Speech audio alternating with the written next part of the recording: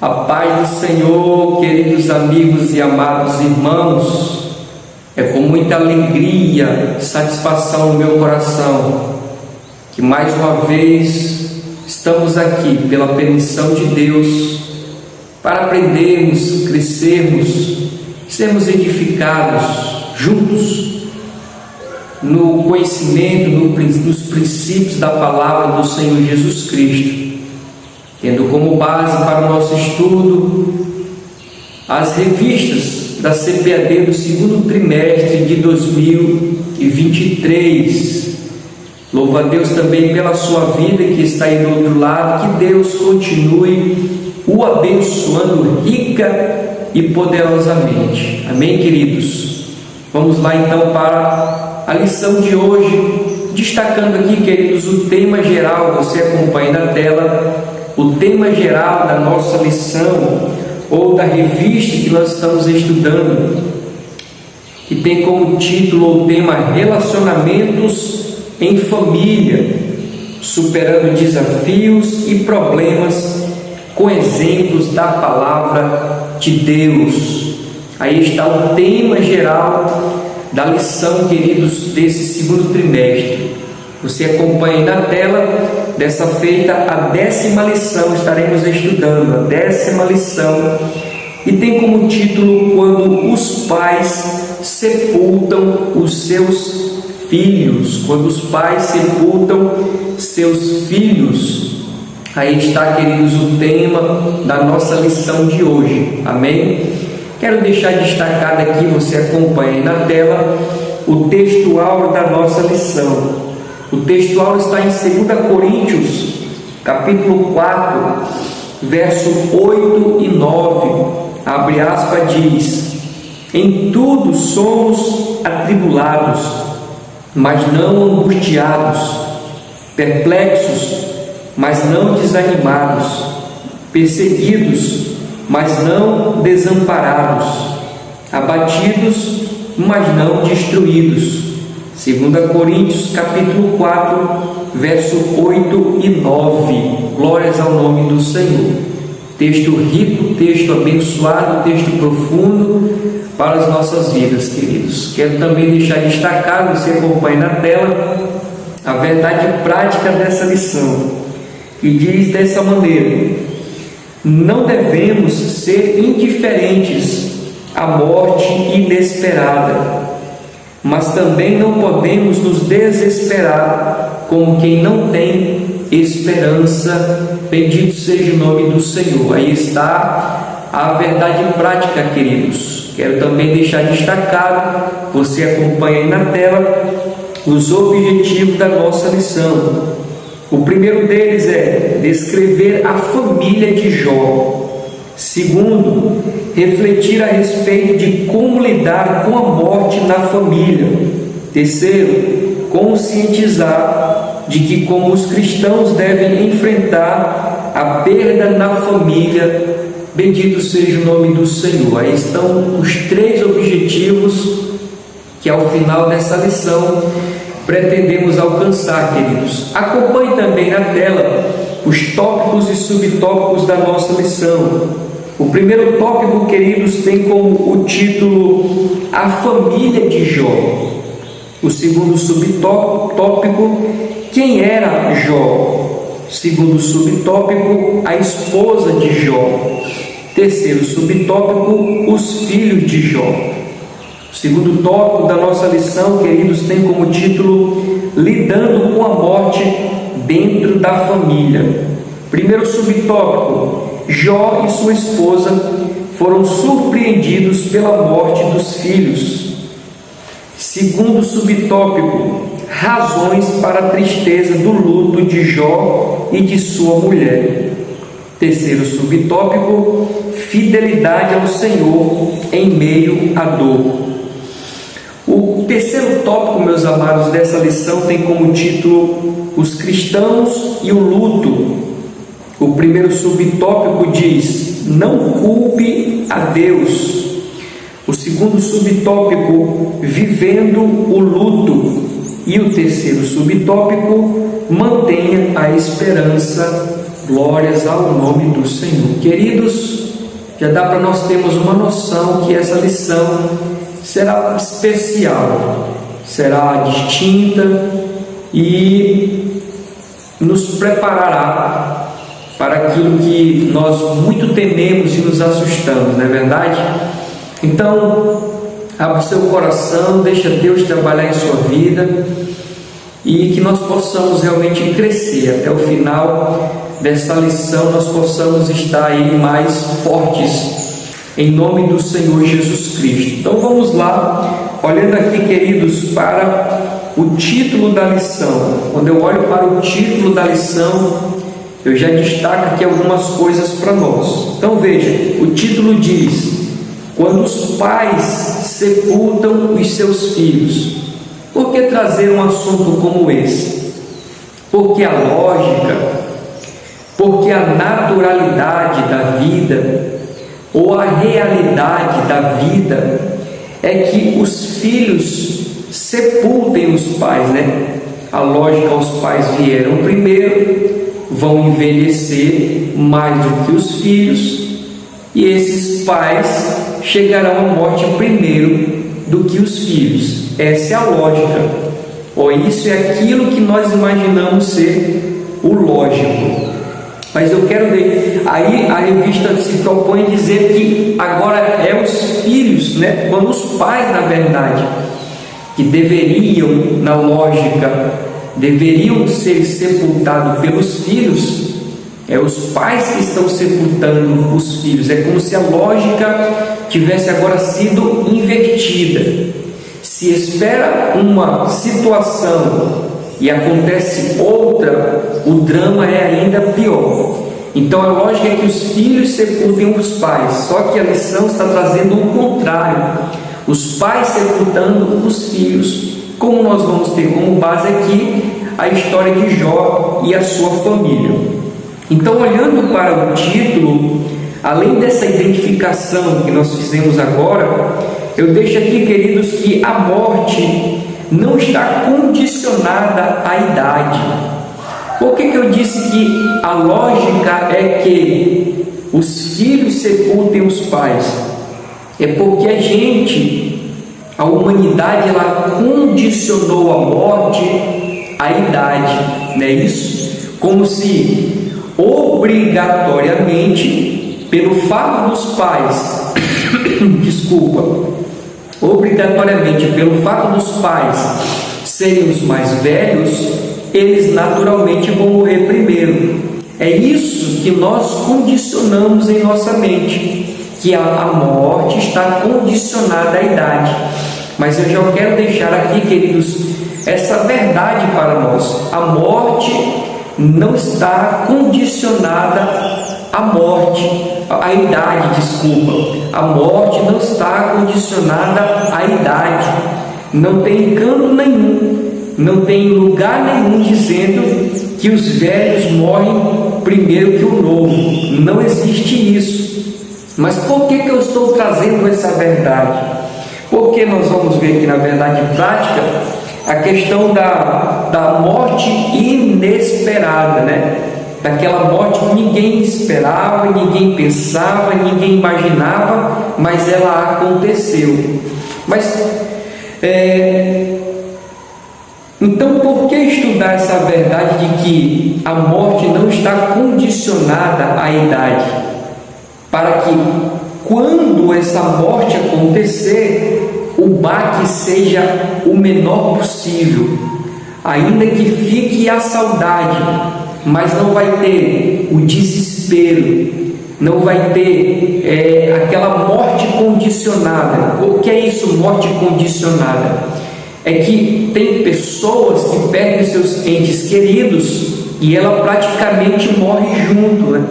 Ela se entrega para a vida, ela perde a vida, ela não tem mais sentido de vida e ela praticamente então morreu junto com aquele parente, que é a morte condicionada, como eu gosto de chamar, né? Então, esse é o primeiro destaque, queridos, que eu quero fazer aqui olhando para o título da lição, que a morte não está condicionada à idade. Não tem canto nenhum dizendo que a morte está só para os velhos, não. É tanto, queridos, que tem crianças que morrem no útero da mãe, tem crianças que morrem ao nascer, ao vir a esse mundo, tem crianças que morrem nos seus primeiros dias de vida. Por quê? Porque a morte não está condicionada à idade, amém? Vamos avançar. O textual também tem algumas coisas aqui para nós interessantes, e ele diz assim, o textual: em tudo somos atribulados, mas não angustiados, perplexos, mas não desanimados, perseguidos, mas não desamparados, abatidos, mas não destruídos. Bendito seja o nome do Senhor Jesus Cristo. Quando eu olho para esse texto, eu gosto de dizer que nós estamos diante de um texto de causa e efeito. Causa e efeito. Quais são as causas? As causas são atribulados. Qual é a outra causa que nós encontramos aqui? Perplexos.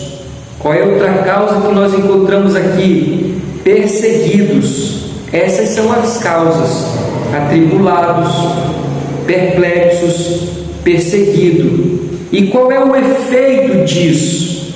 Angustiados, desanimados, desamparados, destruídos. Esses seriam os efeitos. Então, nós estamos diante de um texto de causa e efeito. Causa e efeito. Uma outra coisa que eu quero destacar, queridos, é que nós estamos diante de algo real na vida do crente. Qual é a realidade na vida do crente? As causas. Essas causas aqui, queridos, elas acontecem na nossa vida, né? Não é pelo fato de nós sermos crentes, não é pelo fato de nós sermos cristãos que isso não vai acontecer conosco, porque é uma realidade para nós. As causas, por exemplo, ele diz assim: em tudo somos, ele está falando de uma realidade, em tudo somos atribulados. Poderíamos citar o texto assim, em tudo somos atribulados, em tudo somos perplexos, em tudo somos perseguidos, em tudo somos abatidos. Então nós precisamos entender que essas situações aqui, elas são reais para a nossa vida, visto que nós vivemos em um mundo caído, um mundo corrompido.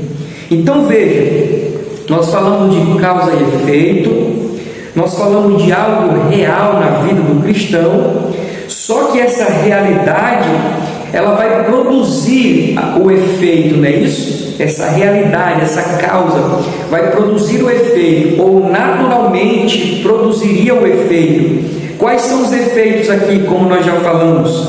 Angustiados, o outro desanimados, o outro desamparados, o outro efeito destruídos. Só que essas são as atitudes que os crentes não devem ter. Aí sim, uma coisa é nós dizermos que passamos por determinadas situações, mas como vai ser a nossa atitude? A nossa atitude deve ser diferente daquelas que os ímpios têm. A nossa atitude ela vai ser diferente daquelas pessoas que não conhecem a Jesus Cristo. Uma coisa é conhecer Jesus e passar pelas mesmas situações que os ímpios passam, mas outra coisa é a minha atitude, como eu vou responder, né? Como eu vou me comportar diante de determinadas situações, ou seja, o meu comportamento não pode ser igualmente o comportamento do ímpio. Ou seja, eu não posso diante das atribulações estar angustiado. Eu não posso, diante da perplexidade, estar desanimado. Eu não posso, diante da perseguição, achar que estou desamparado. Eu não posso, diante dos abatimentos, me sentir destruído. Então, essas são atitudes que nós não devemos ter. Perplexos, no caso aqui, angustiados, né? Desanimados, desamparados, destruídos. Amém, queridos? Então veja, eu quero concluir essa parte aqui do textual dizendo assim: somos mais do que vencedores, diz a Escritura. Nós não somos vencedores, nós somos mais do que vencedores. Porque alguém poderia dizer: irmão, isso é impossível não estar angustiado, irmão, isso é impossível não estar desanimado, irmão, isso é impossível não estar com o sentimento de desamparo, irmão, é impossível não estar com o sentimento de destruído. Eu deixo essa palavra para mim e para você: em tudo somos mais do que vencedores, disse o Senhor Jesus Cristo. E Ele mesmo, eu concluo essa parte dizendo, no mundo tereis aflições, mas tende bom ânimo, não é isso? Olha só como é a atitude do cristão em relação à atitude do ímpio. Jesus diz: no mundo tereis o quê? Aflições, que é aquela realidade que eu acabei de citar aqui para nós. Mas qual a atitude nossa? Desespero, sentimento de desamparo, aqui desanimado? Não. No mundo tereis aflições, mas tende um bom ânimo. Amém, queridos? Bendito seja o nome do Senhor. Vamos aqui para a verdade prática, que eu achei também interessante. A verdade prática que diz assim, não devemos ser indiferentes à morte inesperada, mas também não podemos nos desesperar como quem não tem esperança. Aqui tem dois princípios, duas verdades. O primeiro, com relação à morte inesperada. Segundo, a atitude que nós não devemos ter, que é o desespero. Ou seja, alguém que não tenha esperança. São as duas frases contidas aqui na verdade prática. Então, com relação a essa questão da morte inesperada, queridos, nós não podemos fazer vista grossa para isso, como eu coloquei aqui, porque essa é uma realidade. É tanto que eu já citei no título da nossa lição, quando diz quando os pais sepultam os seus filhos, porque a lógica seria o quê? Os filhos sepultarem os pais. A lógica que a humanidade criou, porque a morte não está condicionada à idade. A morte, ela permeia por diversos fatores e não unicamente a questão da idade, queridos. Então, essa é uma outra realidade. O que a morte pode nos apanhar, pode vir até nós de maneira inesperada, repentina, sem que alguém tivesse esperando, numa viagem, num acidente, numa questão de saúde ali que a pessoa nem sabia. Fulano morreu muito jovem, porque a morte é uma realidade, e essa morte inesperada também é uma outra realidade.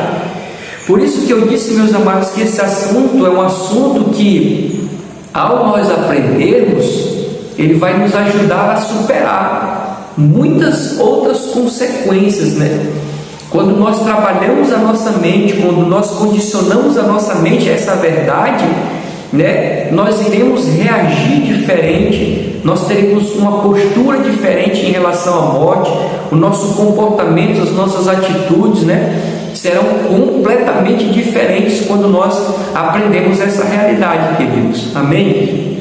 Na segunda frase, ou na segunda parte da frase, o autor diz assim: mas também não podemos nos desesperar como quem não tem esperança. É interessante o que ele escreveu aqui, Não podemos nos desesperar como quem não tem esperança. Ele tirou isso aqui de 1 Tessalonicenses capítulo 4, verso 3, o apóstolo Paulo escrevendo. Você pode até acompanhar comigo, está aqui até aberta, 1 Tessalonicenses capítulo 4, versículo 13, dizendo assim, não quero, porém, irmãos, que sejais ignorantes quanto aos que dormem, para que não vos entristeçais como os demais que não têm esperança. Então o apóstolo Paulo aqui ele está fazendo uma distinção entre pessoas que têm esperança e pessoas que não têm esperança. E o que ele está querendo dizer? Que aqueles que servem a Jesus e os que não servem a Jesus. Então nós temos dois tipos de pessoas. Então imagine você que é um crente, os seus filhos também são crentes, fiéis ao Senhor. Que Deus o livre, seus filhos falecem, morrem, passam dessa vida para outra. E o apóstolo Paulo diz que você não deve sofrer igualmente como o ímpio sofreria. Esse ímpio também, tem os seus filhos, e por infelicidade da vida os filhos morrem. Imagine o desespero desse pai ímpio. Imagine a dor desse ímpio, desse pai ímpio. E o apóstolo Paulo chama a atenção que nós não devemos ter o mesmo comportamento desse pai. Por quê? Porque nós temos esperança. E que esperança é essa que ele está falando? A esperança de nós morarmos no céu. Porque, queridos, esta é uma realidade do cristão. Nós aceitamos a Jesus Cristo para sermos salvos da condenação, para sermos salvos da ira, para sermos salvos do inferno. Foi para isso que nós aceitamos a Jesus Cristo, por amor a Ele, mas como consequência esses benefícios de não sermos condenados, irmos para o inferno. Então, quando um pai crente perde seus filhos crentes, ele deve se alegrar porque o seu filho, querendo ou não, está no céu. O seu filho está junto do Pai Celestial. Agora, uma outra coisa eu quero ponderar aqui conosco, queridos. Veja só. Esse pai ele é crente, mas os seus filhos não são. E esses filhos morrem. E agora?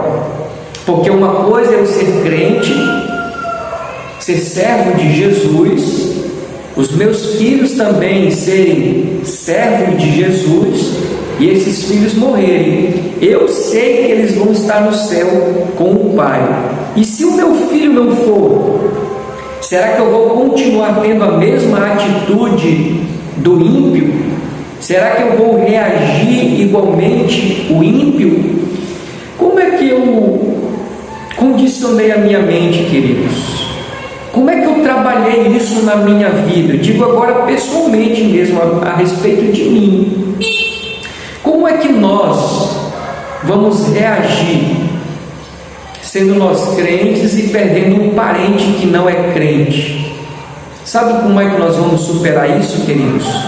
Porque na verdade nós sabemos, pela Escritura, pela Bíblia Sagrada, para onde vão aqueles que não aceitaram a Jesus Cristo como Salvador, não é isso? Não é para um bom lugar. Por isso é que muitos sofrem, Muitos parentes crentes sofrem quando perdem os seus parentes que não eram crentes, porque nós sabemos para onde eles vão, pela revelação da Bíblia Sagrada. Mas como é que eu faço para superar isso? É simples, queridos. É só você pensar das oportunidades que Deus deu para aquele parente, para ele aceitar Jesus Cristo como Salvador, para ele ser um cristão. Ou seja, oportunidade esse parente teve, misericórdia da parte de Deus esse parente teve, chances da parte de Deus esse parente teve. Infelizmente ele não acatou o chamado salvífico de Deus. Então essa forma, essa maneira que eu e você, ao perdermos um parente ímpio, vamos nos comportar, vamos entender que Deus ele deu ali a oportunidade para aquela pessoa, mas ela rejeitou, querido. Amém? Vamos aqui para a introdução da nossa lição de hoje. Está muito interessante essa lição, queridos, muito interessante mesmo. Vamos lá. O patriarca Jó era um homem próspero, tinha uma família feliz e desfrutava de razoável segurança. Sua esposa era mulher dedicada à sua casa e tudo parecia dentro da normalidade. até que a tragédia familiar se abateu sobre a sua casa. Nessa lição estudaremos a respeito da morte dos filhos de Jó e como a família do patriarca passou por essa tragédia. Veremos que a experiência de os pais sepultarem os filhos talvez seja a experiência mais dolorosa da vida humana. E ao mesmo tempo, como podemos encontrar na Bíblia, a palavra de Deus, consolo diante deste quadro. Bendito seja o nome do Senhor Jesus Cristo. Eu destaquei, queridos, alguns pontos aqui para nós, dentro da introdução, tá bom? O primeiro deles que eu quero destacar é que a nossa lição terá como base a família de Jó, ou a história que Jó passou, a experiência que Jó passou. Mas nós não podemos esquecer que essa história de Jó ela tem um cunho espiritual por trás. Note que isso aqui, o que houve, com Jó, com a esposa dele, os filhos, foi de uma situação que aconteceu aqui atrás, quando Satanás ali, respondendo as perguntas de Deus, disse que Jó servia a Deus apenas porque Deus o havia abençoado. Então nós não podemos esquecer esse cunho espiritual, queridos. Existe esse cunho espiritual, Então Satanás ele acredita, ele crê que muitas pessoas só servem a Deus porque Deus os tem abençoado. E eu digo com sinceridade, para a vida de alguns o inimigo está até certo. Na vida de Jó ele esteve equivocado, mas na vida de alguns cristãos o inimigo está certo. Tem pessoas que só servem a Deus por causa dos benefícios. Tem pessoas que só servem a Deus porque estão recebendo. De maneira que quando a escassez vem, os desertos vêm, os vales vêm, o que a pessoa faz? Vira as costas e vai embora. E acabam evidenciando exatamente isso que o inimigo imagina e lança no rosto de Deus, Infelizmente tem pessoas assim, mas não foi o caso de Jó. Então eu quero deixar destacado de início isso daí, queridos. Apesar dessa questão familiar, por trás tem um cunho espiritual, tá bom? Então vamos lá. O autor continua dizendo aqui na introdução que Jó tinha uma família feliz e desfrutava de razoável segurança. Quando nós vamos ler a história de Jó, de fato, nós vamos ver que ele era um homem muito, mas muito próspero, muito próspero.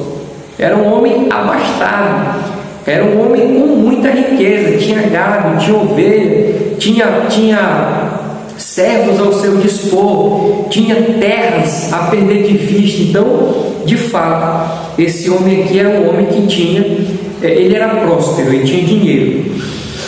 Só que a lição, ele chega numa parte dizendo assim, parecia dentro da normalidade, até que a tragédia familiar se abateu. Então ele era feliz, tinha os seus filhos felizes, tinha também uma esposa dedicada, mas algo inesperado aconteceu, que a lição chama de até que a tragédia familiar se abateu. Eu gosto de meditar, queridos, na Bíblia Sagrada sobre esse até que, Até que, se você for perceber na história de Noé, a Bíblia vai dizer que Noé construiu a arca e Deus autorizou ele a entrar na arca.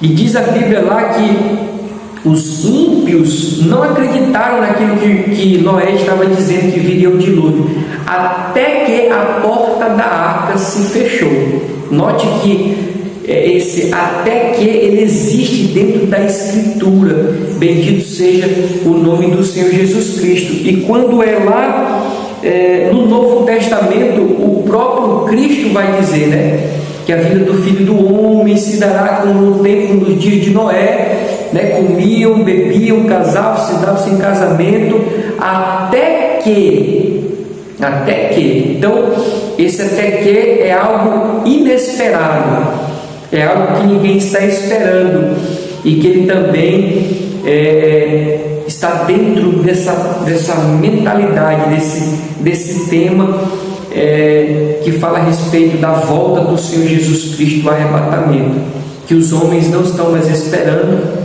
até que Jesus vai voltar, e nesse até que é quando eles vão perceber, mas aí já é tarde demais. Só que aqui, no caso, foi a questão da morte inesperada dos filhos de Jó. Amém? Vamos continuar olhando aqui ainda para a introdução, porque a introdução diz assim, queridos: veremos que a experiência de os pais sepultarem os filhos talvez seja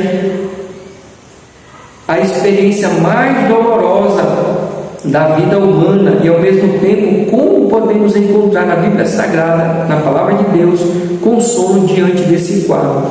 Então note que o autor diz que aqui o fato dos pais sepultarem os filhos é uma experiência das mais dolorosas. Eu coloquei sem dúvidas, principalmente para muitos pais, né? Principalmente para muitas mães. Eu coloquei mães aqui, né? Principalmente para muitas mães. Ora, se a lógica, mas isso não tem estabelecido em lugar nenhum, se a lógica seria que os filhos sepultassem os pais, agora os pais estão sepultando os filhos, isso faz com que a dor seja ainda maior.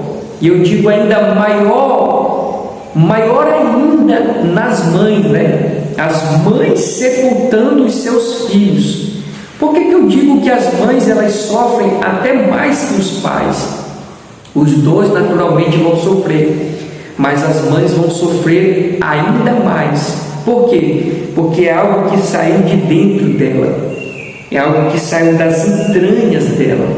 A mãe ela tem um filho como parte do corpo dela, né?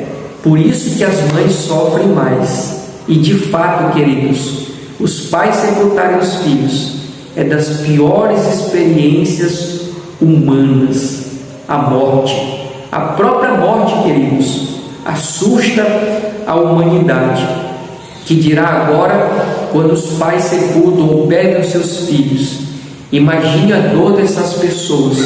Mas mesmo nesse contexto de dor, mesmo nesse contexto de saudade, mesmo nesse contexto de desesperança, enfim, dos piores sentimentos que possam existir, ainda há consolo. Aonde?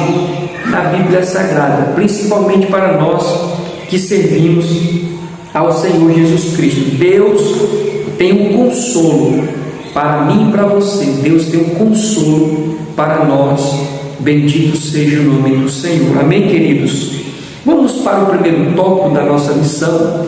Sei que já passou alguns minutos, né? Mas até aqui muitas coisas já foram ditas, queridos. Coisas que talvez fossem negligenciadas pela maioria daqueles que expõem, né, as lições da escola bíblica dominical. Mas eu sei que você está aqui em busca de recursos. Eu sei que você está aqui em busca de argumentos. Eu sei que você está aqui em busca de algumas ideias dentro dos tópicos, né? Dentro dos tópicos. Por isso, eu não tenho pressa de chegar até o final. Por isso, eu procuro sempre extrair o máximo possível da nossa lição. Independentemente de quanto tempo essa aula vai durar, 1h30, 2 horas, 2h15, 2h30, o importante é nós termos argumentos para trazer na sala de aula, amém? Então vamos lá para o primeiro tópico da nossa lição, a família de Jó. Aqui nós vamos ver quem era Jó, quem era a esposa de Jó e quem eram os filhos de Jó, e também tirar aqui algumas verdades para a nossa vida, amém? Então vamos lá, quem era Jó? O patriarca Jó nasceu no norte da Arábia, na terra de Uz. As pesquisas dizem que ele viveu numa época anterior à de Moisés, antes mesmo de Abraão, entre os séculos 25 e 28 antes de Cristo. Naquele tempo, a longevidade humana era maior que a atual, o que explica a sobrevida de 140 anos do patriarca. Mais especificamente, ele nasceu depois do dilúvio e tornou-se um homem rico e próspero. Seu caráter santo foi testemunhado pelo próprio Deus, homem sincero, reto, justo, temente a Deus, e por isso se desviava do mal. Bendito seja o nome do Senhor Jesus Cristo. Então, quem era Jó? Segundo aqui o tópico que o autor está trazendo para nós, fala a respeito de onde ele nasceu, ali na Arábia, numa terra chamada Uz dos caldeus. Diz aqui também a respeito do tempo, da cronologia. Eles estão situando aqui mais ou menos em que período Jó nasceu. Então o autor diz que ele veio antes de Moisés, veio antes de Abraão. Então nós temos aqui, de maneira cronológica, nós temos Abraão, nós temos Moisés, e mais para trás um pouco nós temos o dilúvio.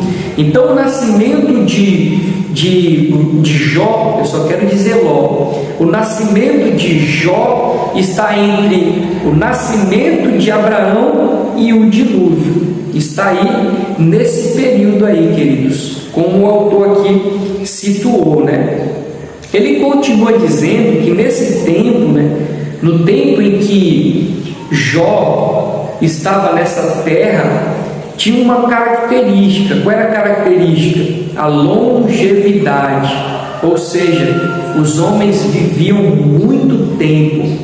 Quando nós olhamos para a nossa realidade, qual é a nossa realidade?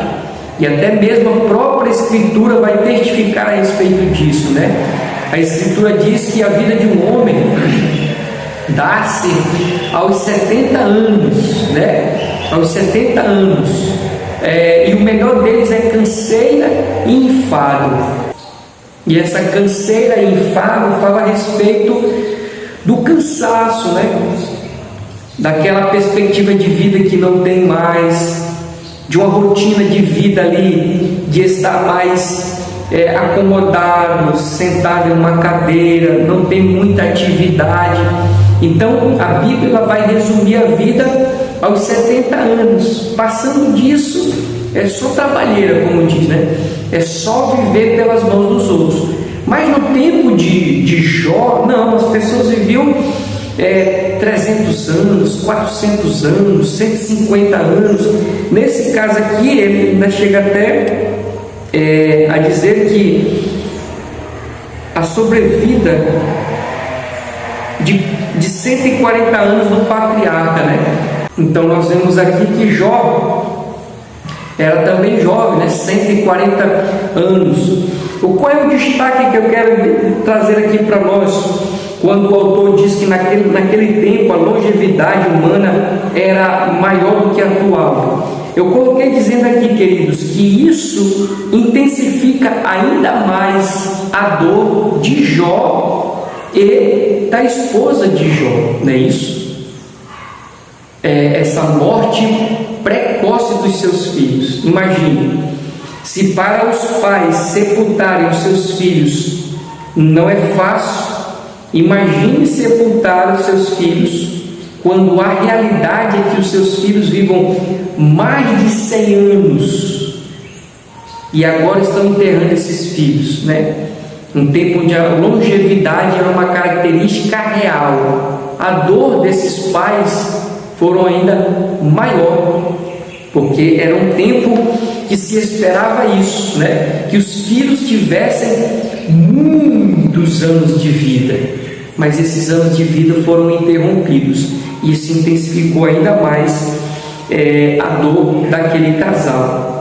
Um outro detalhe, queridos, que eu destaco dentro desse tópico, porque o autor diz assim, seu caráter, ou seja, o caráter de Jó, né? Seu caráter santo foi testemunhado pelo próprio Deus.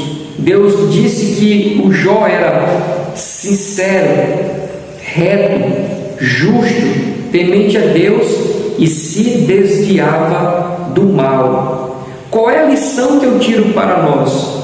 Veja que o próprio Deus está testificando de Jó, que era um homem de fato com um caráter ilibado, que era um homem extremamente exemplar, mas passou por essa situação de perca dos seus filhos. Ou seja, os santos também sofrem.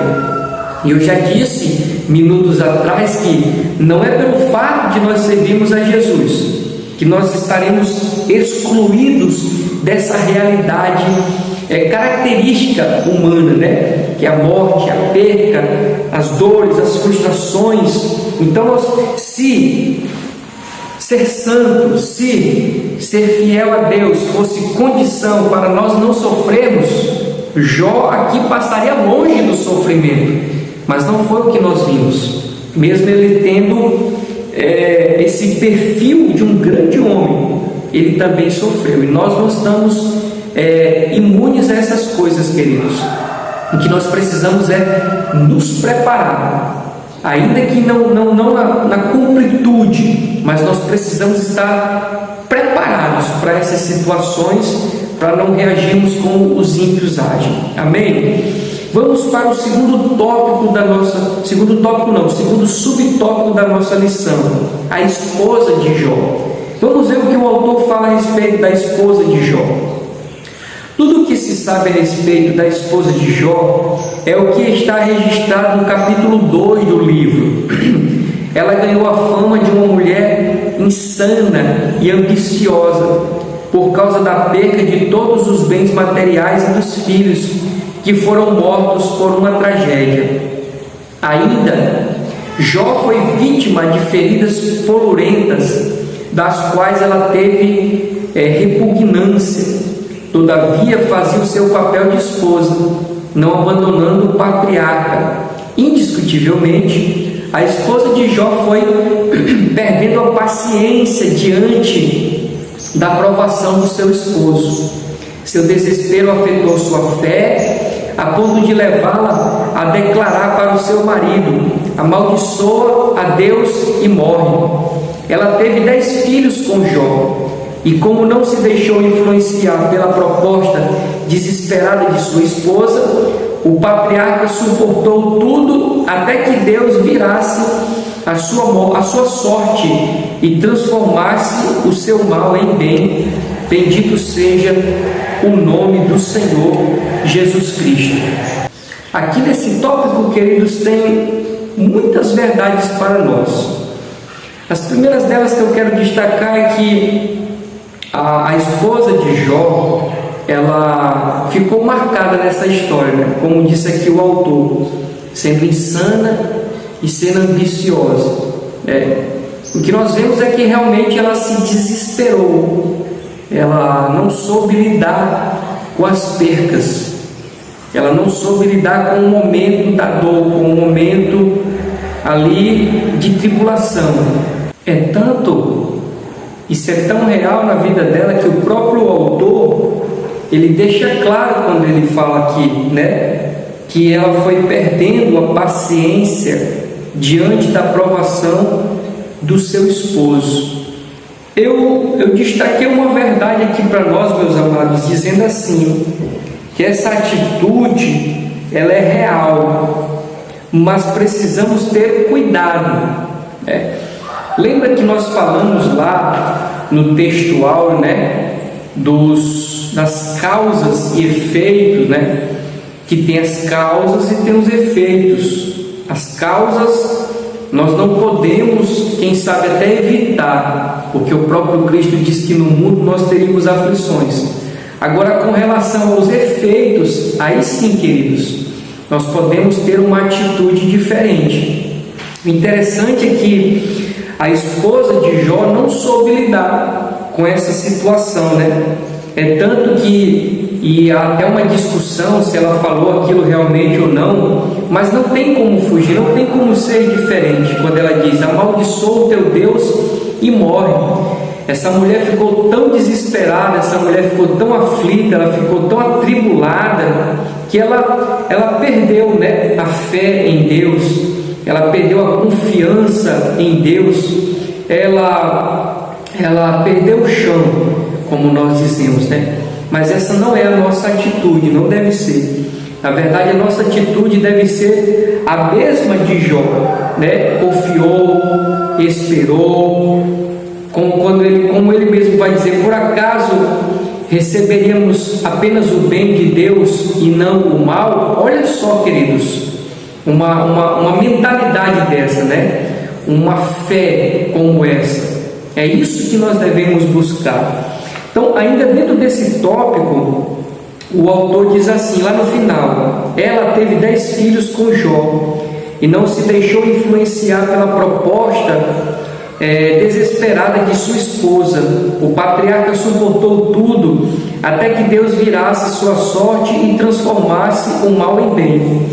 Aqui nesse trecho eu destaco 2 atitudes que Jó teve, enquanto nós não devemos ter a mesma atitude da esposa de Jó, que se desesperou, perdeu a paciência, perdeu a fé, né? Aqui também nós vemos 2 atitudes que sim, agora sim nós devemos ter, que é a mesma atitude de Jó. E o que foi que ele fez? Qual foi as atitudes que ele teve? Não se deixou influenciar e ele suportou tudo. Pode olhar nesse texto e você vai identificar essas 2 coisas. Ele não se deixou influenciar e suportou tudo. Então são essas 2 atitudes que nós precisamos ter para ver, queridos, a ação de Deus, o trabalhar de Deus, o novo de Deus, o sobrenatural de Deus em nossa vida. Amém? Vamos para o terceiro tópico aqui, que diz assim, os filhos de Jó. Então nós vimos alguma coisa a respeito de Jó e algumas aplicações. Nós vimos alguma coisa a respeito da esposa de Jó e algumas aplicações. Nós vamos ver aqui agora algumas coisas a respeito dos filhos de Jó. A leitura diz: Jó estava atento ao modo de viver de seus filhos. Estes tinham uma rotina social de banquetes e muita comida e bebida. A Bíblia mostra que o pai apresentava sacrifícios a Deus por seus filhos e orava por eles todos os dias, ou seja, havia zelo e cuidado do patriarca para o bem-estar espiritual de seus filhos. Bendito seja o nome do Senhor Jesus Cristo. Glória a Deus. Então nós vemos aqui uma característica desses filhos, né? Como diz aqui o autor, eram jovens que tinham uma rotina social de banquetes, de comida e de bebida. Eram jovens que nós poderíamos dizer que viviam na farra, né? Que viviam na farra. Mesmo Jó sendo temente a Deus, mesmo Jó ele adorando ao Senhor, confiando no Senhor, nós podemos identificar essa realidade na vida dos filhos de Jó, né? Eram jovens que viviam em banquetes, jovens que viviam na farra. O que eu acho interessante é que o autor coloca assim, que Jó estava atento ao modo de viver dos filhos, ou seja, Jó não era um pai que fazia vista grossa para os erros dos filhos. Jó não era um pai que fazia ou levava com descaso a maneira como seus filhos procediam.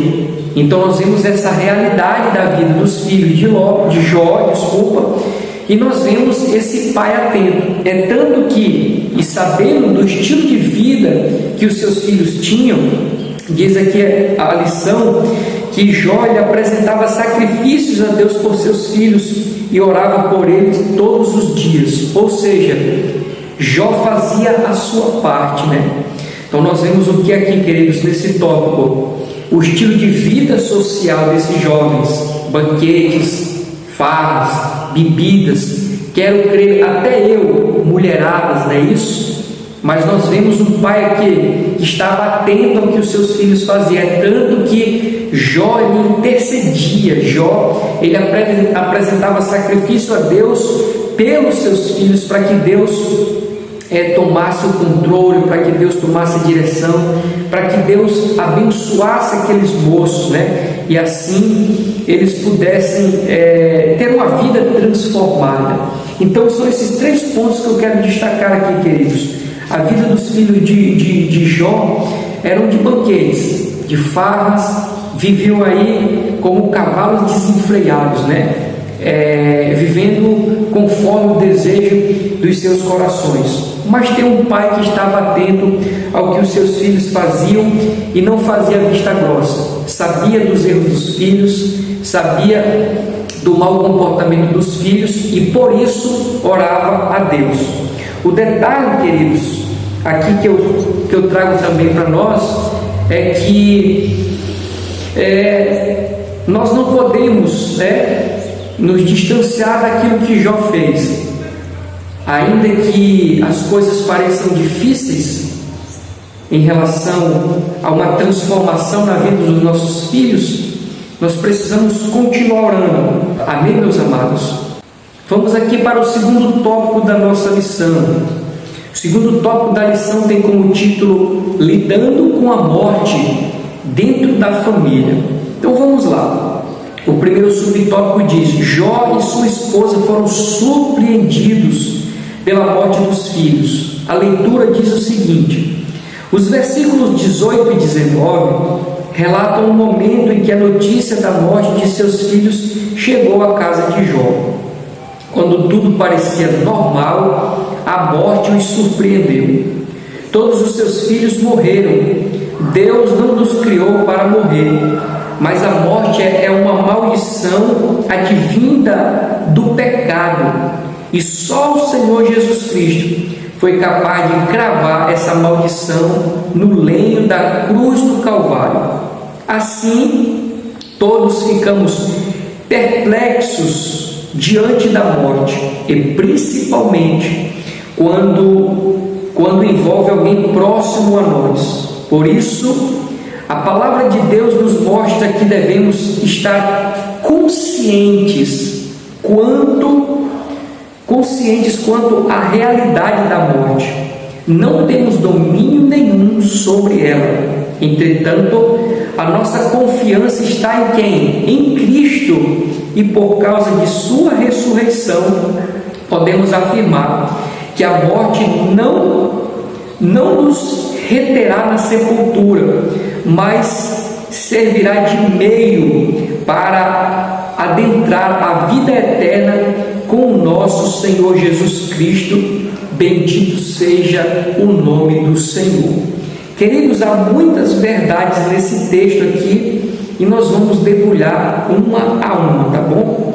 Então aqui o autor, ele diz que Deus não nos criou para morrer, mas a morte é uma maldição. Bendito seja o nome do Senhor. Eu complemento dizendo assim: a morte é consequência do pecado. A morte é consequência do pecado.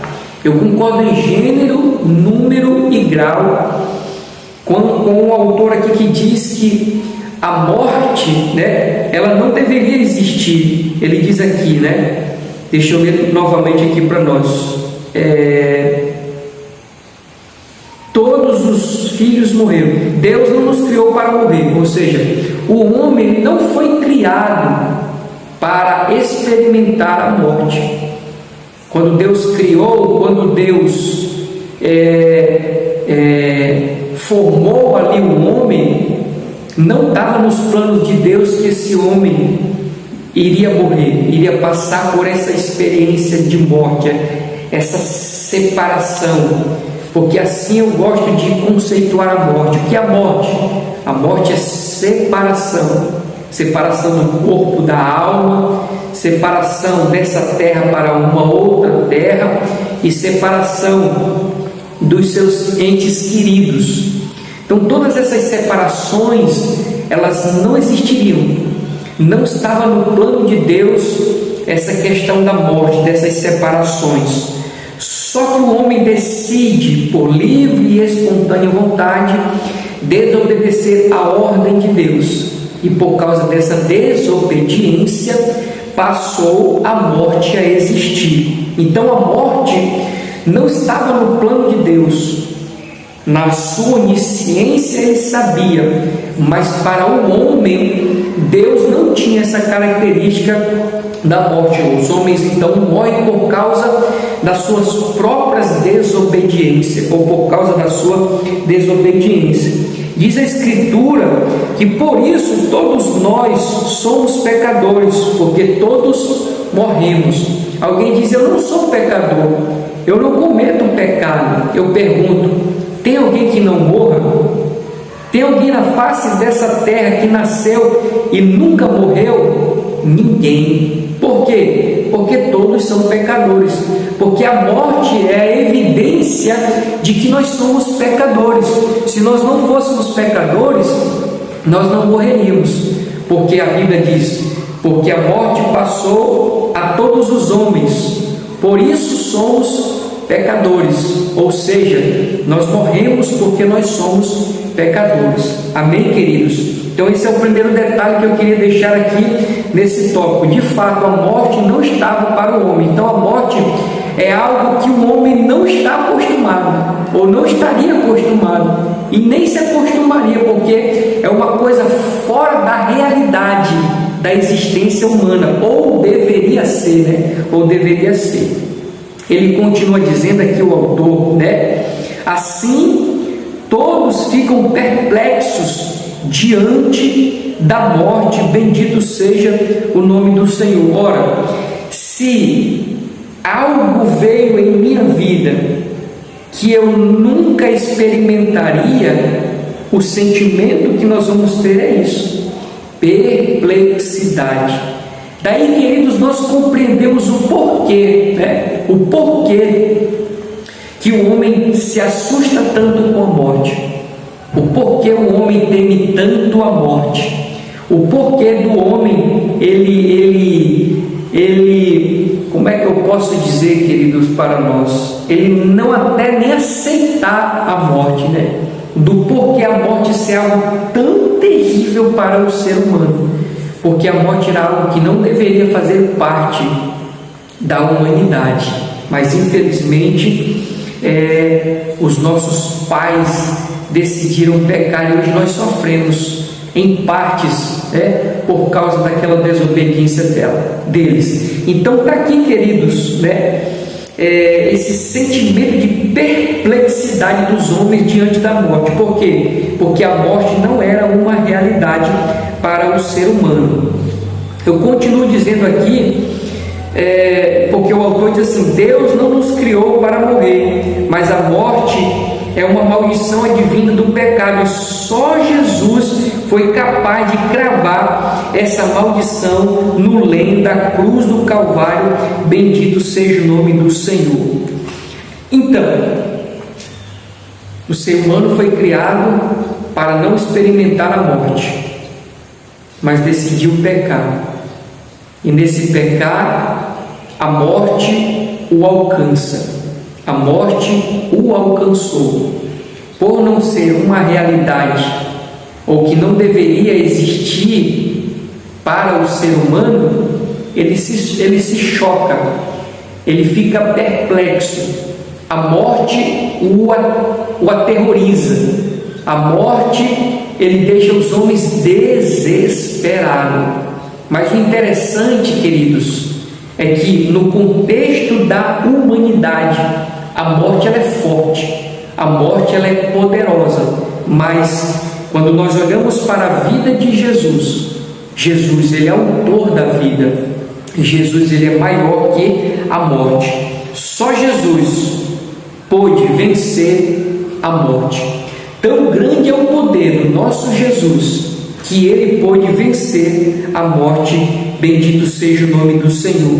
E o que eu acho interessante, queridos, é que além de nós recebermos o perdão de Deus quando aceitamos a Jesus Cristo como nosso Salvador, sermos ali tidos como filhos, passarmos a fazer parte da família de Deus.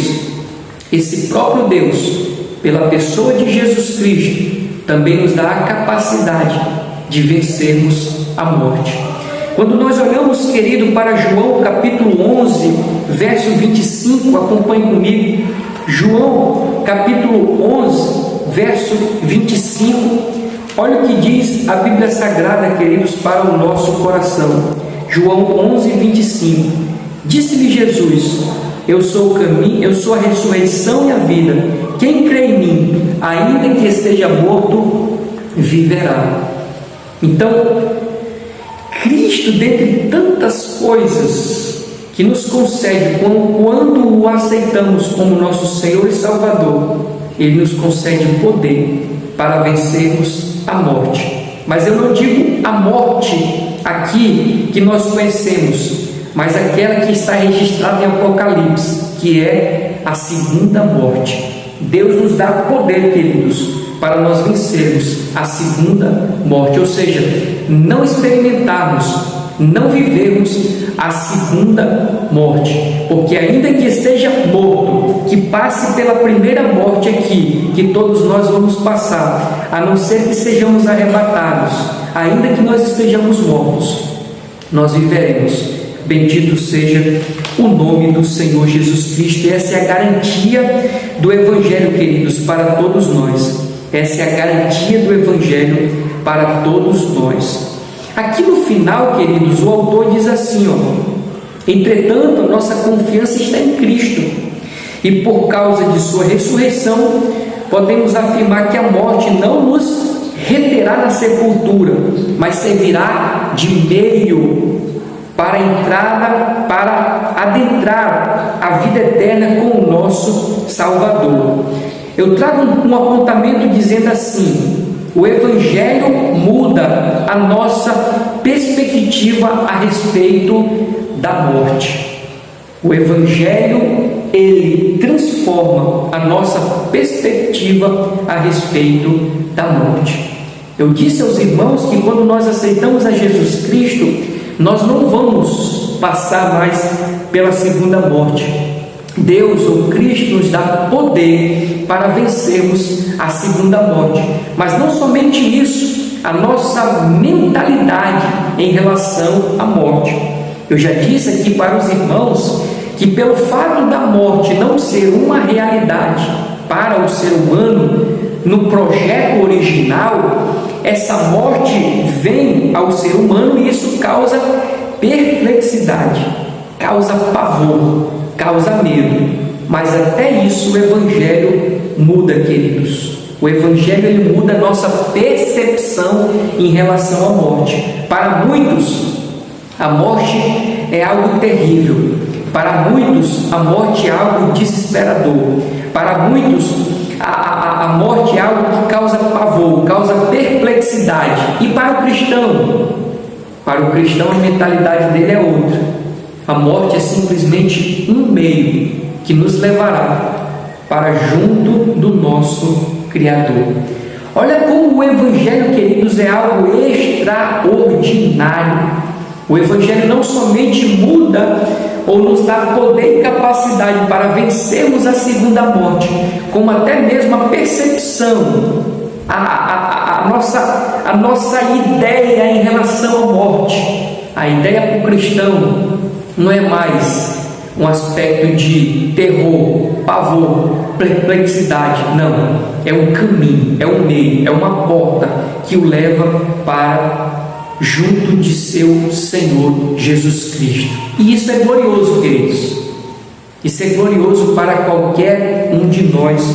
Bendito seja o nome do Senhor Jesus Cristo. Por isso que nós dizemos que na Escritura nós temos, ou Deus tem para nós, consolo em toda e qualquer situação, até mesmo em relação à morte. Bendito seja o nome do Senhor. Amém? Vamos aqui para o segundo subtópico, que diz assim: razões para a tristeza do luto de Jó e de sua mulher. Jó e sua esposa tinham razão para estarem tristes, e muitas, queridos. e muitas, como nós já vimos aqui. Vamos para a leitura, que diz assim: de certo modo, Jó tinha uma família feliz. Nesse contexto, Satanás desafiou a fidelidade dele e o atacou frontalmente com a morte de seus filhos. A Bíblia não fala do sepultamento dos filhos de Jó, mas certamente ele aconteceu. É importante ressaltar que uma perda como essa traz uma tristeza imensa. Isso é verdade, queridos. Foram quantos? Foram 10 filhos. Às vezes, uma mãe, um pai ou os pais perdem um filho. Já é algo terrível. Imagine perder 10 filhos ao mesmo tempo. Você consegue imaginar, querido, a dor deste casal?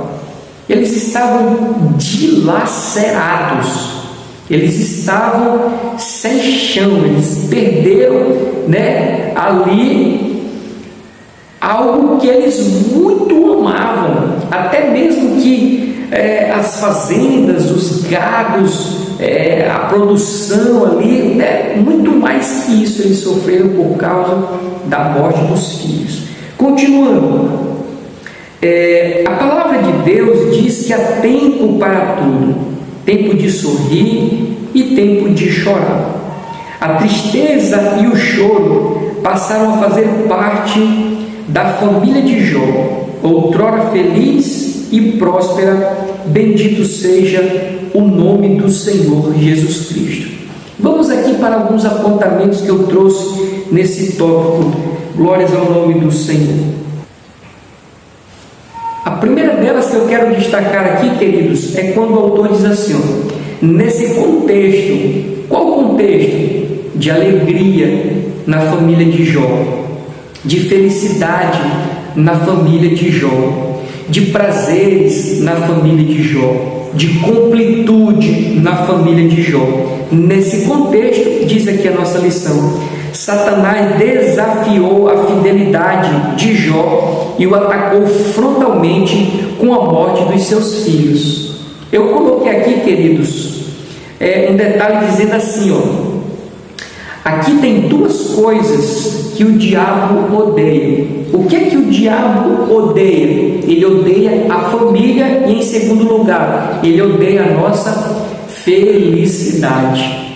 Tem duas coisas dentre algumas outras que Satanás odeia, queridos. Odeia a família, a união da família. Ele odeia a felicidade na família.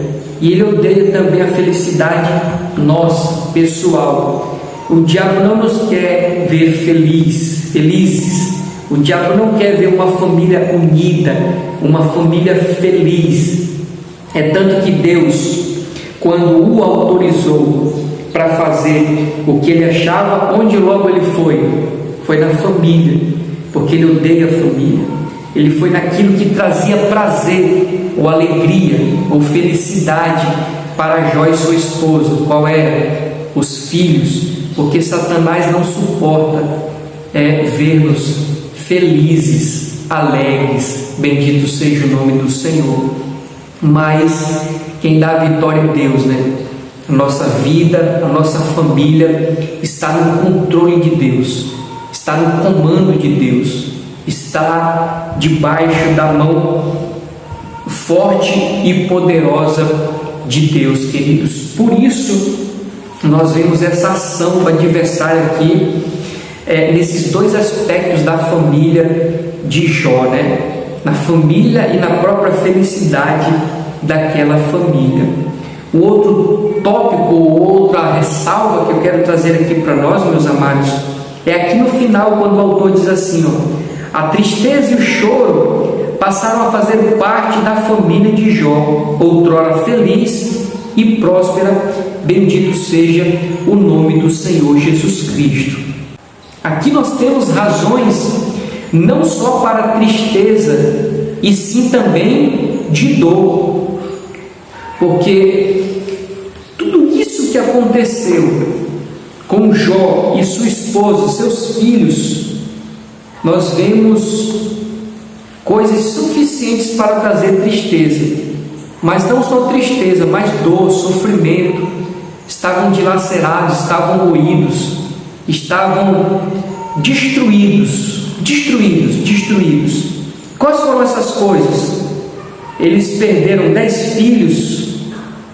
Foi algo muito rápido, inesperado, e a morte precoce dos seus filhos, né? Além da perca da questão dos recursos, né? Dos bois, dos animais que ele tinha, e agora especificamente na pessoa de Jó ainda tinha sua esposa, né? A sua esposa ali que perdeu a fé, perdeu a confiança, como nós dizemos no nosso linguajar, perdeu até as estribeiras, né? A ponto de atazanar, a ponto de ali, de alguma maneira, trazer mais dor para Jó, né? Querendo jogar Jó contra Deus, amaldiçoa esse teu Deus e morre.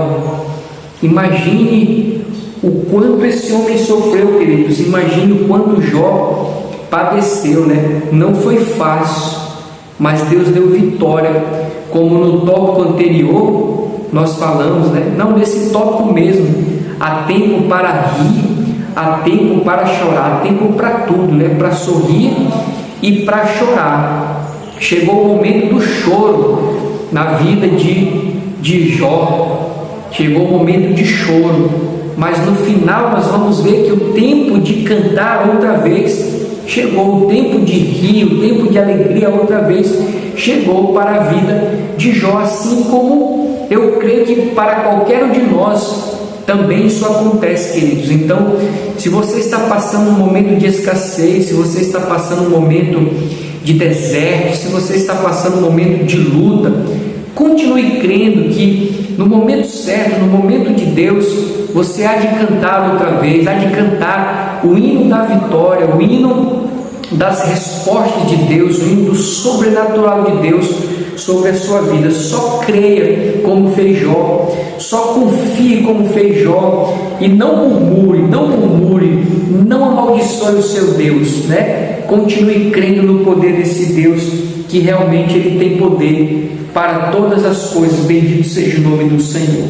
Continuando aqui, queridos, no terceiro subtópico, que diz: fidelidade ao Senhor em meio à dor. Essa foi a atitude de Jó. Ele foi fiel a Deus, mesmo em meio à dor. A leitura diz assim: o capítulo 1 de Jó mostra a reação do patriarca diante da notícia trágica da morte dos seus filhos. Jó rasgou o manto, raspou a cabeça, lançou-se em terra e adorou ao Senhor.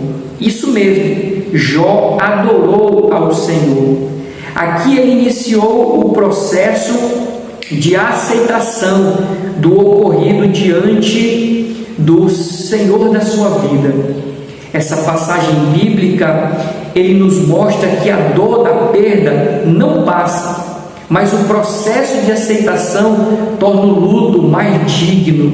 Por isso, o patriarca pôde dizer em atitude de adoração: nu saí do ventre da minha mãe, e nu tornarei para lá. O Senhor me deu e o Senhor tomou. Bendito seja o nome do Senhor Jesus Cristo. Ainda o texto bíblico diz que Jó em tudo não pecou, nem atribuiu a Deus falta alguma. Queridos, quantas verdades nesse texto, né? Só aqui, queridos, levaríamos horas e horas debulhando tantas verdades que há nesse texto. Mas vamos aqui para algumas delas. Quando o autor diz que Jó raspou o manto, rapou a cabeça e lançou-se em terra. Aqui são sinais dos mais profundos de humilhação e de dor. Aqui nós vemos claramente, de maneira materializada, a dor desse homem, a tristeza deste homem, o sofrimento desse homem. O fato dele rasgar o manto, raspar a cabeça e se lançar em terra, e ainda nós cremos que jogou cinza sobre ele, aqui são sinais dessa dor, aqui são demonstrações de alguém extremamente arrasado, de alguém extremamente dilacerado, alguém extremamente triste. Mas mesmo nesse contexto, diz aqui na sequência da leitura e a própria Escritura, qual foi a atitude de Jó, além da humilhação, do quebrantamento, da dor e do choro? Ele adorou ao Senhor Jesus Cristo. Eu coloquei, queridos, um detalhe dizendo assim: aqui Jó se diferencia da maioria que vão para onde? Vão para o lado da murmuração, do espraguejamento, do abandono da fé. Diante desse cenário, desse contexto, diante dessas situações que aconteceram, alguns poderiam também ter tristeza como Jó teve, ter dores como Jó teve, se humilhar como Jó se humilhou, sofrer como Jó sofreu, mas ter uma atitude diferente de Jó.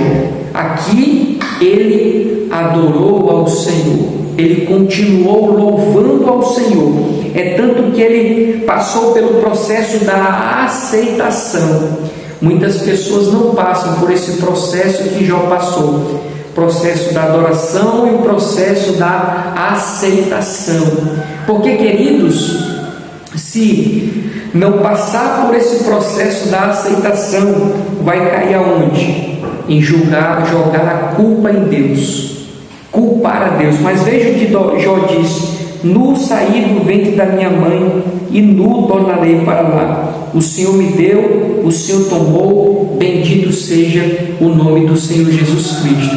Então as pessoas preferem caminhar não pelo caminho da adoração, mas as pessoas preferem caminhar pelo caminho da murmuração, do espraguejamento, do abandono da fé e até mesmo, na pior das hipóteses, culpar a Deus.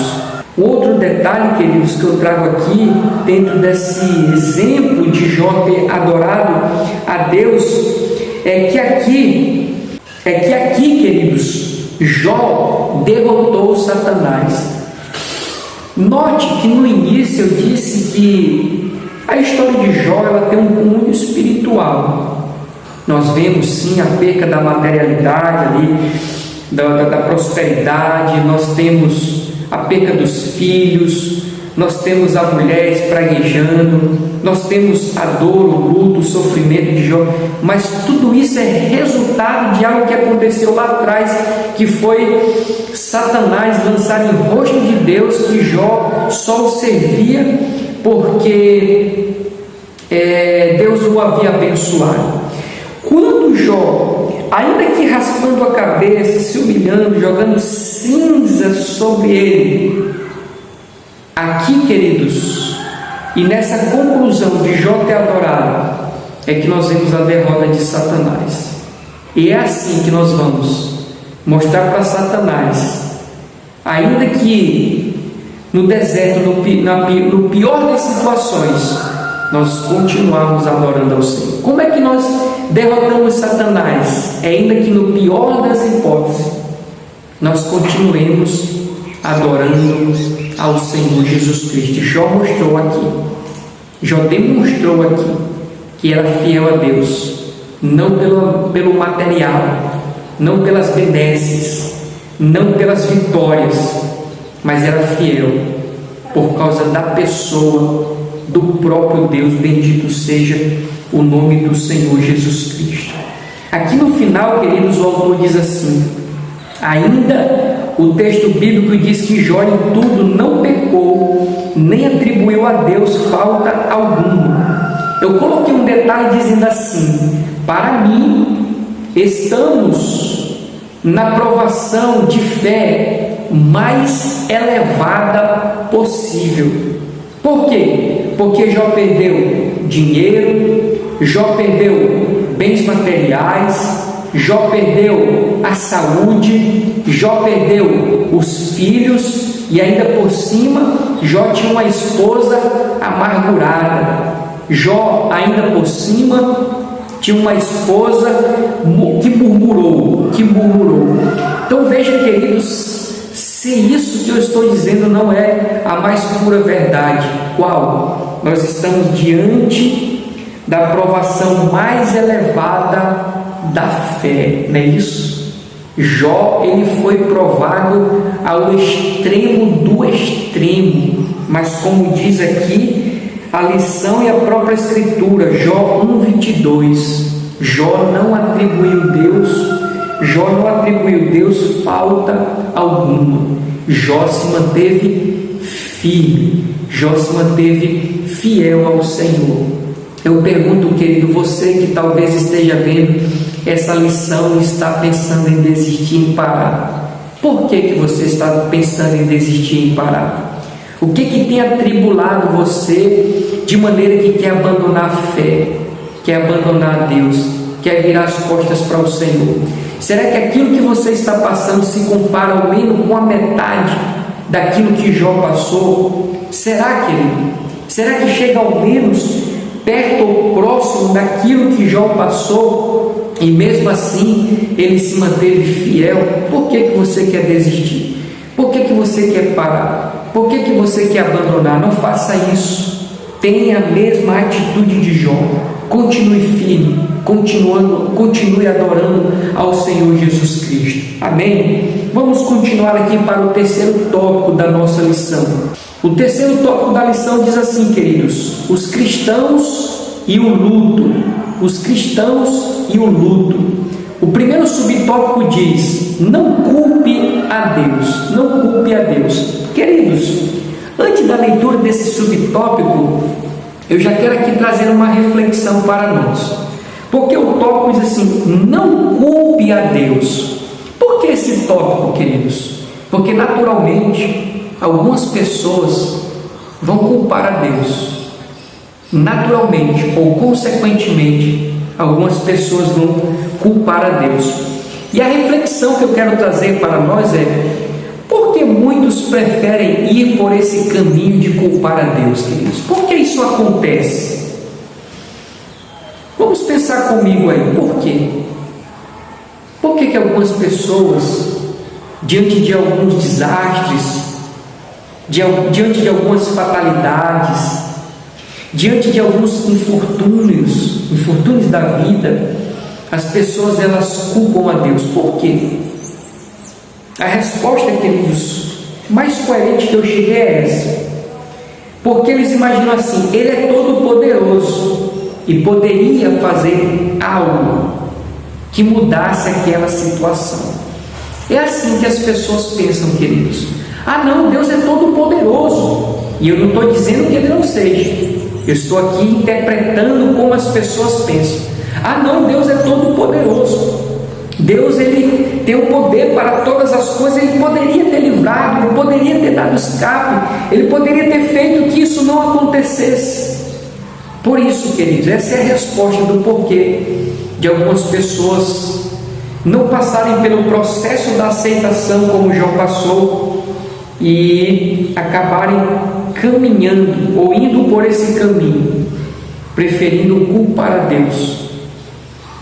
E essa é a resposta, que acham que Deus tem e não que Ele não tivesse. Tem todo o poder. O certo, queridos, o certo é que Deus ele deixa as coisas acontecerem. É o natural da vida algumas coisas acontecerem.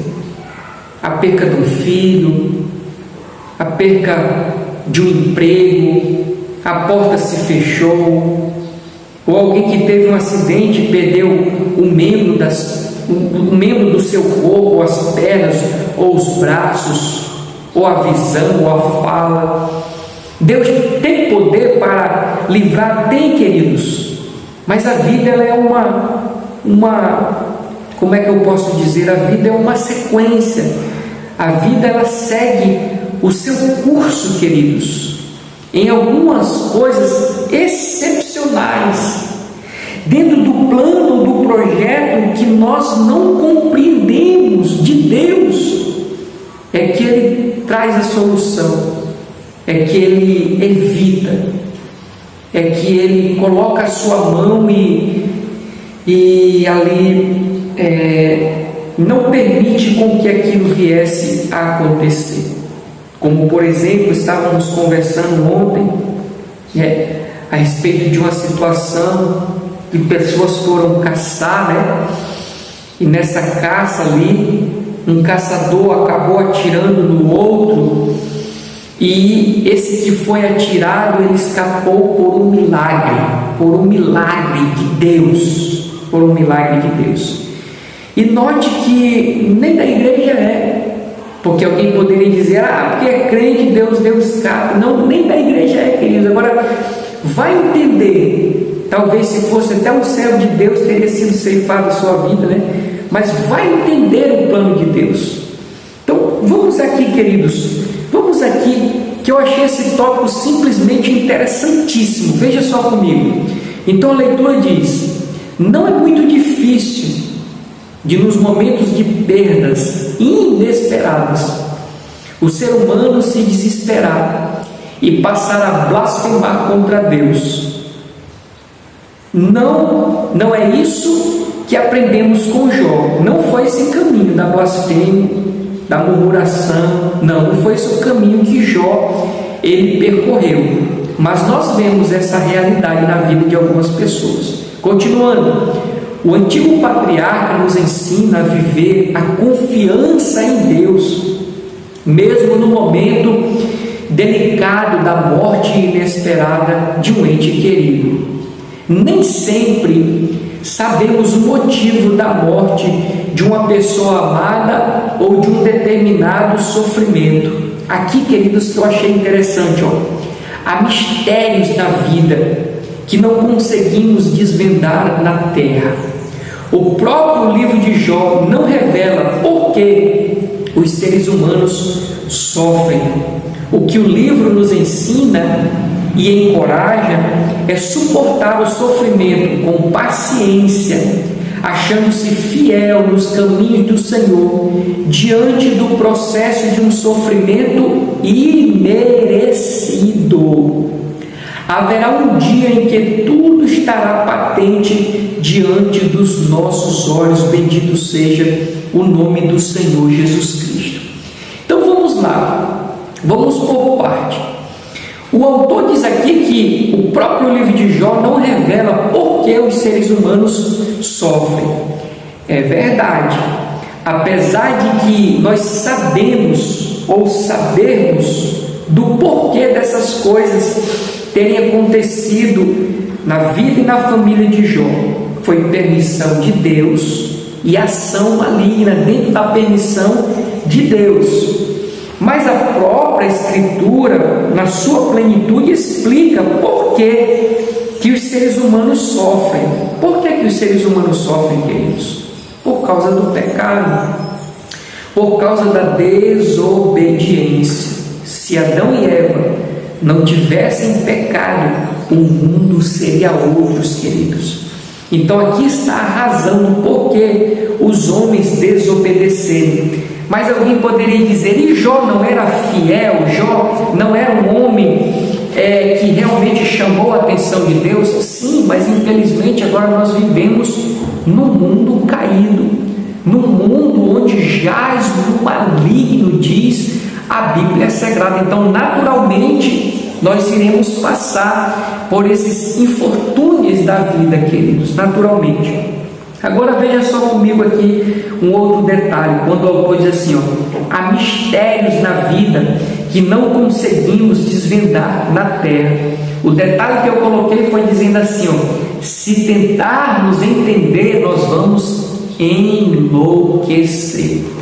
Como eu estava dizendo agora há pouco, queridos, Deus ele tem os seus mistérios, Deus tem a sua forma de agir, Deus tem a sua forma de trabalhar de maneira que nós não compreendemos. Tem coisas que Deus faz que foge da lógica humana, queridos, e nós não vamos compreender nunca. O certo é que tem situações na nossa vida que naquele contexto ou conjuntura nós não entendemos. Quando os anos passam, que nós olhamos para trás, aí sim nós vamos compreender. Então existe essa situação que no momento nós não entendemos, mas depois nós vamos entender. Mas Deus ainda continua tendo mistérios, queridos, que nós nunca vamos entender. Por exemplo, tem pessoas ímpias, queridos, que eles têm diversas oportunidades para serem salvos, para aceitarem a Jesus, para ali serem crentes, cristãs, convertidas, diversas oportunidades. Deus dá escape, Deus dá livramento, Deus fala com ele uma vez, duas vezes, três vezes. Então nós vemos essa realidade, esse mistério de Deus nessa perspectiva, nessa realidade na vida de pessoas que Deus dá diversas oportunidades. Já tem pessoas que uma, duas oportunidades Deus dá, e ali aquela pessoa é ceifada, é tirada da sua vida. Agora me pergunte por que Deus age assim. Não sei dizer. E se eu tentar entender, se nós formos tentar entender, nós não vamos compreender. Nós vamos enlouquecer, queridos. Como diz uma frase, os milagres, eles não são para serem explicados, eles são para serem aceitos, E a vontade de Deus, ela não é para ser questionada. A vontade de Deus, ela é para ser aceita, acolhida por nós. Amém, queridos? Então, eram esses apontamentos que eu queria deixar aqui nesse tópico para nós. Vamos avançar. Aqui no segundo subtópico diz assim: vivendo o luto.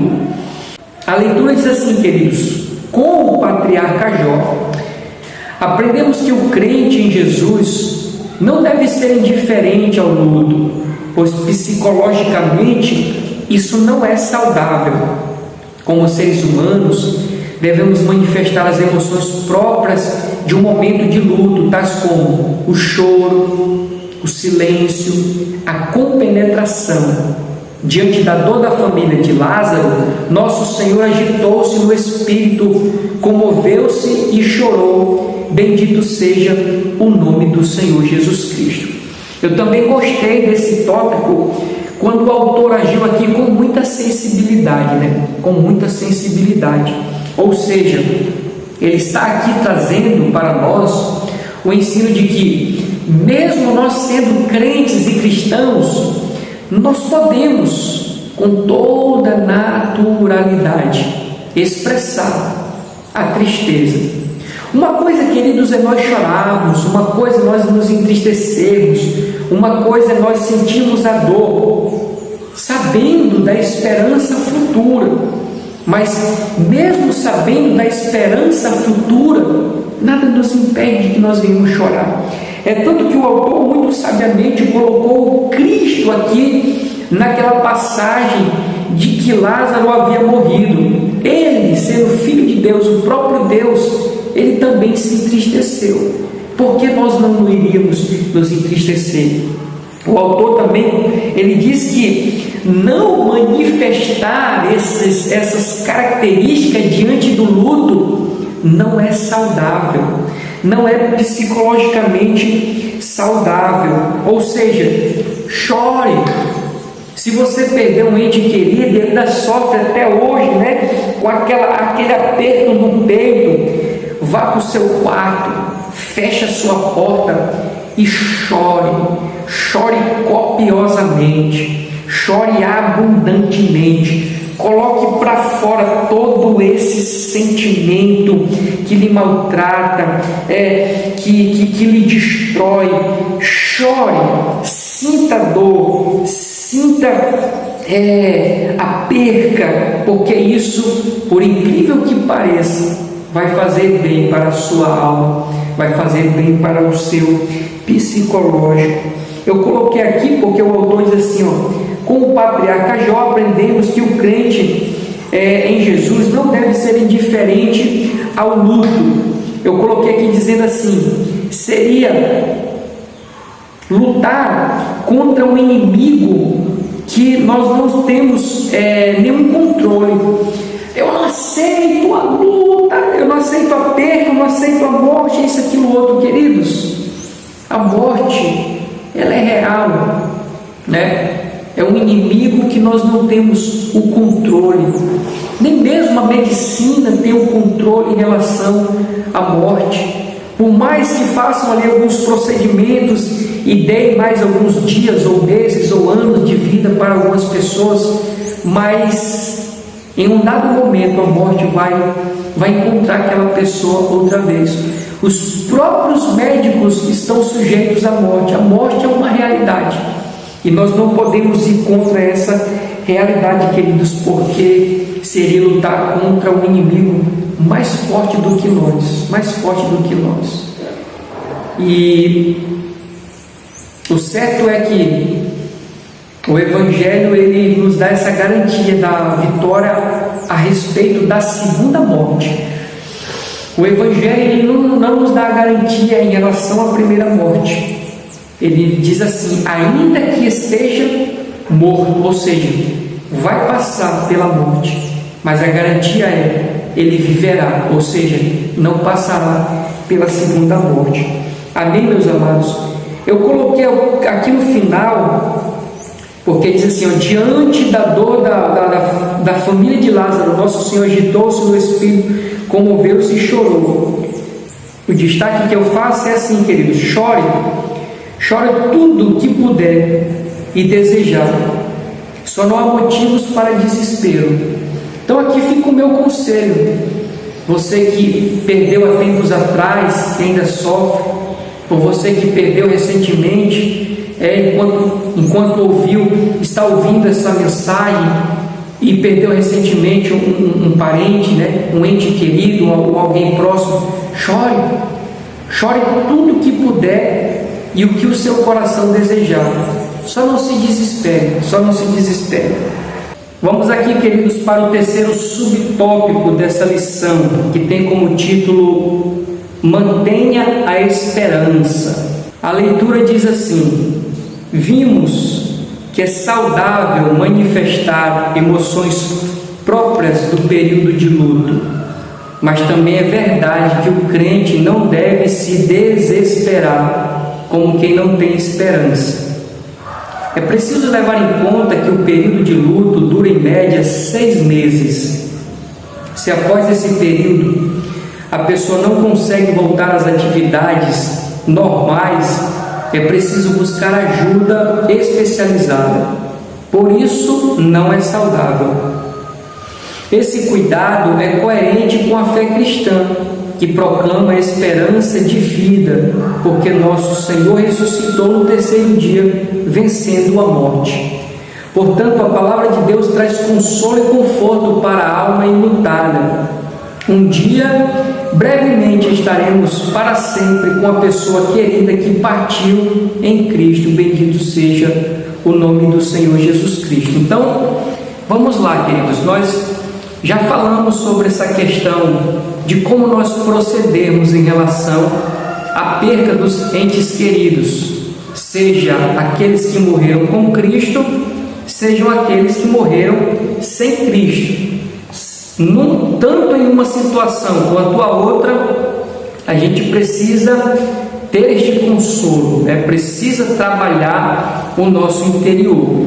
É bem verdade que aquele que perde um ente querido, que era servo do Senhor, a gente sabe para onde vai.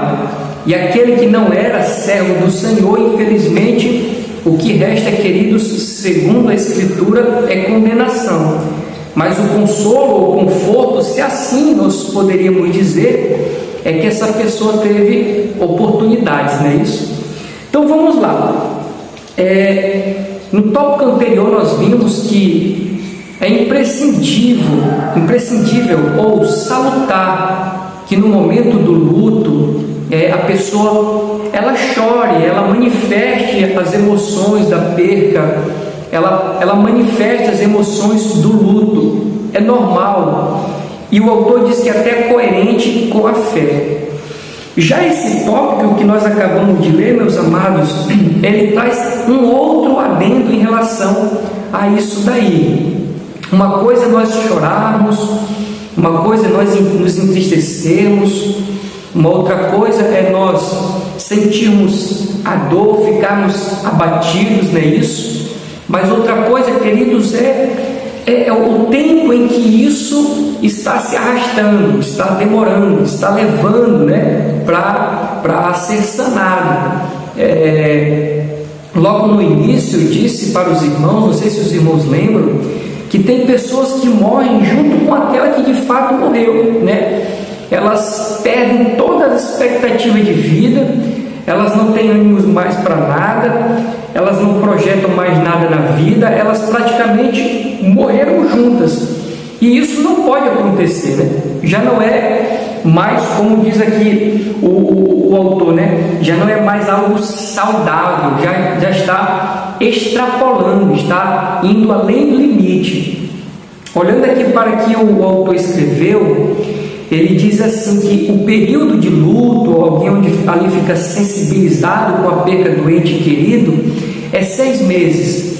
Eu não sei, queridos, eu não estou julgando ele se está certo ou errado, eu não sei de onde ele tirou a informação. O certo é que uma hora passa, né? Esse sentimento de tristeza, de luto, de perda, o que resta é a saudade. Só que tem pessoas que não conseguem superar esse momento e vão se arrastando por anos e anos. Já o autor diz que isso aqui não é salutar. Qual é o problema? O problema, queridos, é que a pessoa pode ir caminhando para a depressão, né?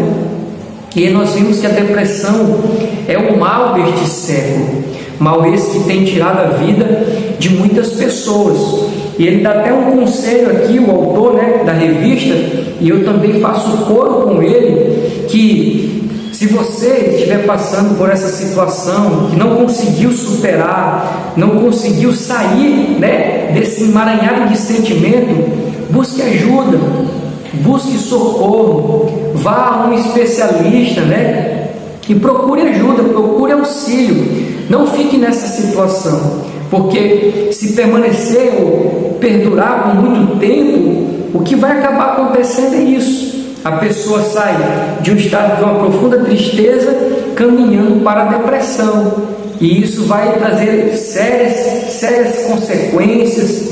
Isso vai acarretar outros prejuízos para a vida da pessoa, ou você mesmo que esteja vendo esse vídeo, essa mensagem. Querido, busque ajuda de um profissional, busque ajuda de amigos, né? Vá se divertir, saia com o restante das suas famílias, né? Da sua família, vá espalhar a sua mente, vá a um igarapé, vá a uma praia, vá a um shopping, vá a uma praça, a um bosque, tente reverter essa situação, tente sair dessa situação, e que a graça do Senhor alcance o seu coração, que o refrigério de Deus venha sobre a sua alma e Ele consiga lhe dar vitória, né? Você consiga, pela força do Senhor, reverter essa situação, ainda que fique, né? Ainda que fique o sentimento de saudade, mas que você retome a sua vida normal, em nome do Senhor Jesus Cristo. Amém, queridos? Nós vamos aqui para a conclusão, que diz assim: sem dúvida, a morte é uma experiência muito dolorosa para o ser humano.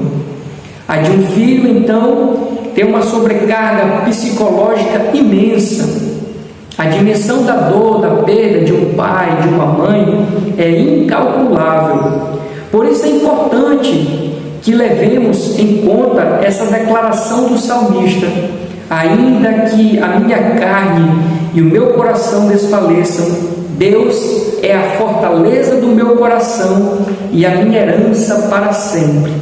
No processo do luto, não devemos culpar a Deus, mas manter firme a nossa esperança nele. O Senhor Jesus venceu a morte e ressuscitou ao terceiro dia. Essa é uma verdade consoladora e ao mesmo tempo esperançosa. Portanto, nesse momento é tempo de confiar em Deus. Então, queridos, essa lição, ela tem um aspecto de preparar-nos para o inesperado, né?